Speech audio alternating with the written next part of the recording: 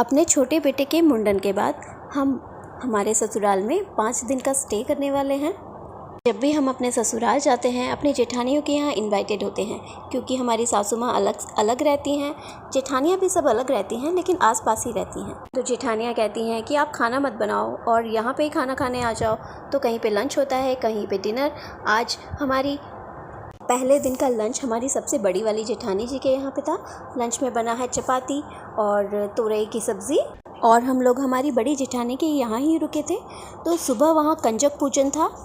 कंजक पूजन के लिए बनी है खीर, आलू की सब्ज़ी और पूरियाँ। इसी का भोग माता रानी को लगाया गया था और यही कंजकों ने खाया था, और मैंने लंच में अपने सेकंड दिन के स्टे में यही खाया था। हलवा और चना भी बना था, उसका भोग भी माता रानी को लगाया गया था और वो प्रसाद के रूप में हमने पहले ही खाया। दूसरे दिन का डिनर हमारी सेकंड वाली जेठानी जी के यहाँ था और उनके यहाँ बना था पराठे, उड़द दाल की वड़ी की सब्ज़ी, रायता, सलाद, अचार, जो कि बहुत प्यार से बनाया गया था और बहुत ही प्यार से परोसा गया था।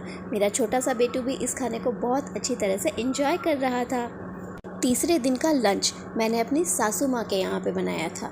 जी हाँ, मैंने खुद इसे बनाया था, जो कि है सोयाबीन का पुलाव। छोटी साइज़ की सोयाबीन है ये। इसका बनाया हुआ पुलाव तो मुझे बहुत ही टेस्टी लगता है और सिंपल सा भी बनता है, जो कि मेरी सासू माँ बहुत सिंपल सा खाना खाती हैं, इसलिए उनके यहाँ पे मैंने ये बनाया। जब भी हम अपने ससुराल आते हैं तो सासू माँ के यहाँ पे उनकी साफ़ सफाई करने के लिए आ जाते हैं, उनकी थोड़ी बहुत सी हेल्प भी कर देते हैं कभी कभी लंच बनाने में। तो आज इस तरह का मैंने लंच बनाया था और देखिए हमारा सोयाबीन का पुलाव बन के तैयार है। वैसे तो बहुत सिंपल सा बना है और सिंपल सा ही लंच हमने किया था। साथ में थोड़े से फल काट लिए थे, जैसे आम, संतरा, चीकू वगैरह, और सिंपल सा लंच किया था। मेरा छोटा सा बेटा इस लंच को बहुत एंजॉय कर रहा था।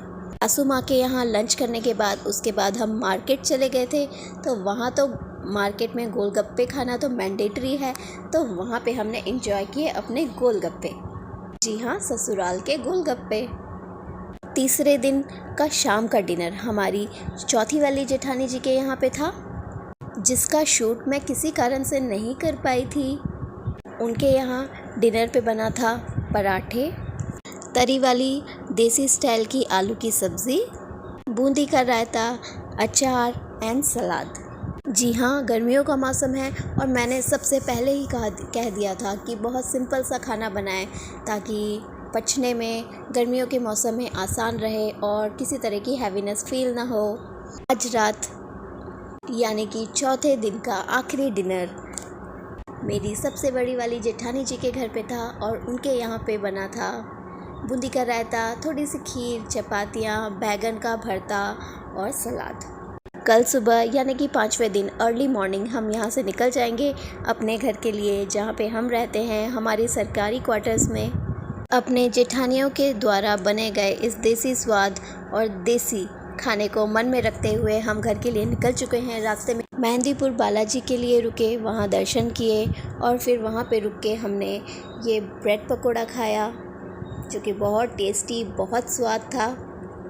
सुबह अर्ली मॉर्निंग निकल गए थे तो कुछ ज़्यादा खाया पिया नहीं था, तो वहाँ रुक के हमने ये ब्रेड पकोड़ा और कचौरियाँ एंजॉय किए और अपने सफ़र को भी एंजॉय किया। आपको हमारे जेठानियों के बनाए गए देसी स्वाद और देसी खाने का अंदाज़ कैसा लगा, मुझे कमेंट बॉक्स में ज़रूर बताएं। और ये है हमारी लाइफस्टाइल। हमारी लाइफस्टाइल के लिए हमारे लाइफस्टाइल ब्लॉग और हमारे चैनल को करें फॉलो एंड सब्सक्राइब।